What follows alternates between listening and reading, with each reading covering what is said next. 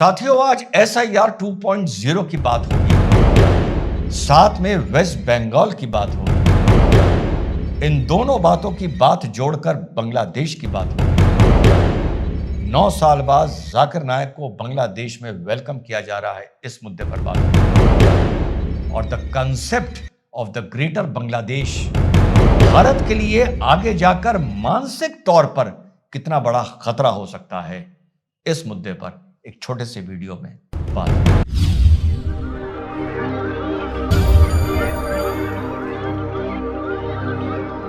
Hello, नमस्कार, सत श्री अकाल, अस्सलाम वालेकुम। कैसे हैं जनाब? तो SIR special intensive revision election commission of India ने घोषणा कर दी है यूनियन टेरिटरीज और बाकी स्टेट्स में जो चुनाव में जाने वाले हैं। तमिलनाडु, वेस्ट बंगाल ने इसका विरोध किया है। साथियों, अब देखना है कि वेस्ट बंगाल में ममता दीदी कितना झुकती है या कितना झुकाई जाती है, या SIR कितना कामयाब होता है। पर इस SIR का सीधा संबंध बांग्लादेश की एक बात से निकल कर आता है। मैं वो वाला एनालिस्ट नहीं हूं जो बोलता है कि बांग्लादेश को कान पकड़ के उठाएंगे, बिठाएंगे, झुकाएंगे, पीछे दो बेत लगाएंगे। ये अपनी औकात भूल रहा है।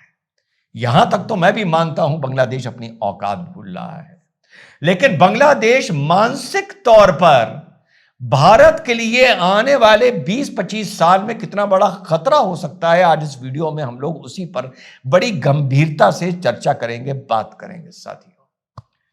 साथियों, कंसेप्ट ये नहीं होता कि बांग्लादेश में अगर सुल्तानत ए बांग्ला करके जो एक टेरर ऑर्गेनाइजेशन है, उसने एक आइडिया दिया द ग्रेटर बांग्लादेश का, जिसमें उन्होंने नॉर्थ ईस्ट के कुछ स्टेट्स दिखाए, वेस्ट बंगाल दिखाया, बिहार का कुछ हिस्सा दिखाया, झारखंड दिखाया, वगैरह वगैरह, और कुछ म्यांमार का पार्ट दिखाया और कहा यह है the idea of greater Bangladesh.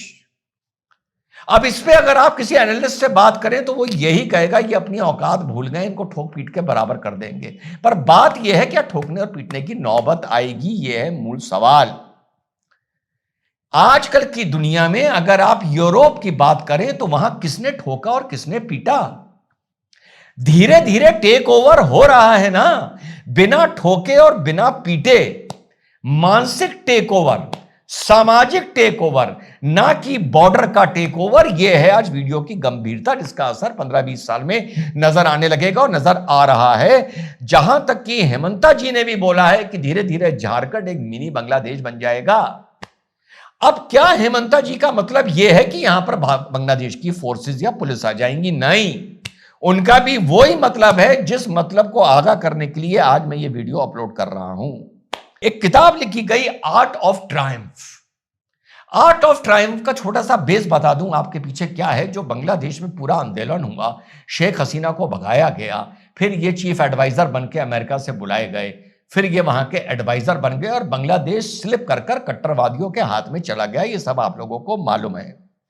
जब ये वहां आंदोलन चल रहा था तो दीवालों पर बहुत ग्रेफिटीज बनी थी, बहुत स्लोगन्स लिखे गए थे, ग्रेफिटीज बनी थी। उन ग्रेफिटीज में अधिकतर ग्रेफिटीज बनी थी वो बनी थी ग्रेटर बांग्लादेश की। तो एक अजीम साहब थे, अजीम जमान, ये अपने घर से कहीं जा रहे थे तो इन्होंने उन सारी ग्रेफिटीज की फोटो खींची, क्लिक करी। फिर इनकी मुलाकात यूनुस से होती है और ये यूनुस को सारी वो फोटोग्राफ्स का कलेक्शन दिखाते हैं और वो ये कहते हैं कि जो दीवारों पे ग्रेफिटीज बनी हैं इसको हमको संभाल के सजो के रखना चाहिए, क्योंकि ये भी एक तरह से हमारी दूसरी आजादी की लड़ाई है। यूनुस को वो बात समझ में आती है और वो सारी फोटोग्राफ्स को एक जगह कंपाइल किया जाता है, जिसको नाम दिया जाता है द आर्ट ऑफ ट्रायम्फ। अब कुछ दिन पहले पाकिस्तान के joint chiefs of staff commission के जो चेयरपर्सन हैं जनरल साहिर शमशाद, वो पाकिस्तान जाते हैं।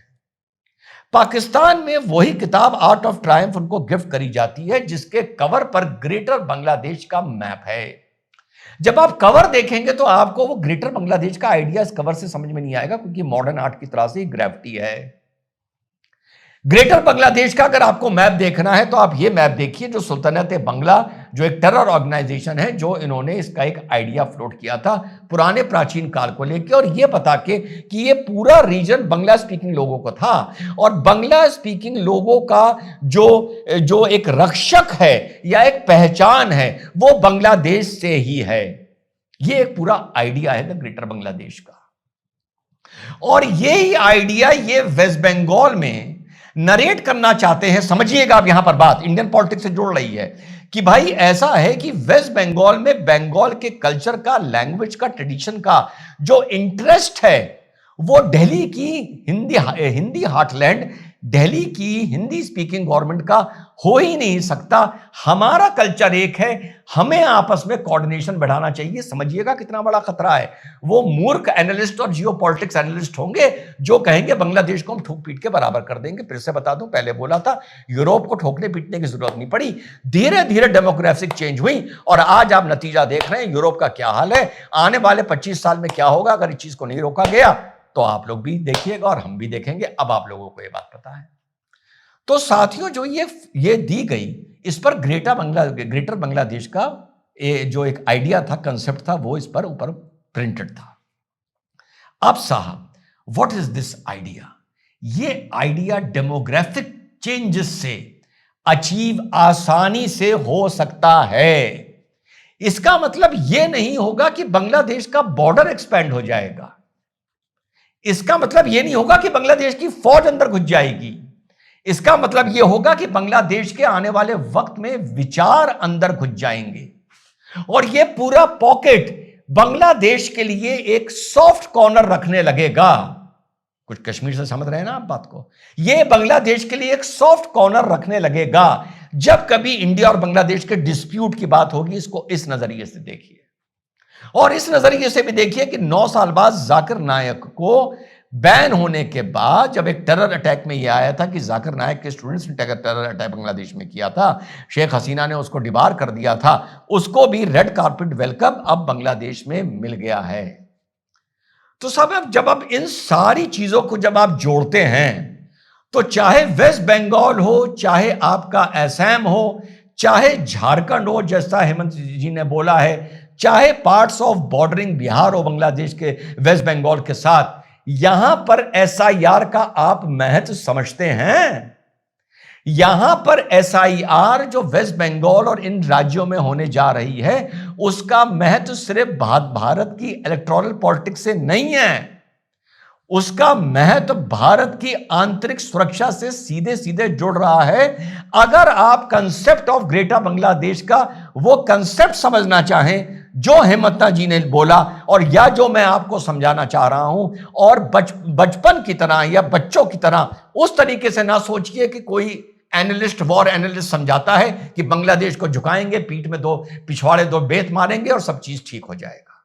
ये तब होगा जब जंग होगी, और अगर जंगी ना हो और कंसेप्ट ऑफ बांग्लादेश आने वाले 25 साल में डेमोग्राफिक्स के चलते हम लोगों को इस देश में देखने को मिल जाए, तो आप क्या कहेंगे? और वो मिल सकता है, तीसरी बात दोहरा दूं, जैसा यूरोप में देखने को मिला है, और जैसा असम को लेकर असम का चीफ मिनिस्टर परेशान है, डेमोग्राफिक चेंज में जैसा नॉर्थ ईस्ट को लेकर आज पूरा देश परेशान है। तो साथियों, ये जो एसआईआर वेस्ट बंगाल की अनाउंस हुई है, इसका सीधे सीधे मतलब आंतरिक सुरक्षा भारत से है, और ये एसआईआर किसी भी कीमत पर इस सरकार को जाना पड़े, उस कीमत तक जाकर इस एसआईआर को चुन चुन कर कामयाब करना देश की आंतरिक सुरक्षा के लिए बहुत महत्वपूर्ण है। चुनाव में किसने वोट दिया, कौन जीता, कौन सत्ता में आया, कौन हारा, वो आप 1 मिनट के लिए भूल जाइए।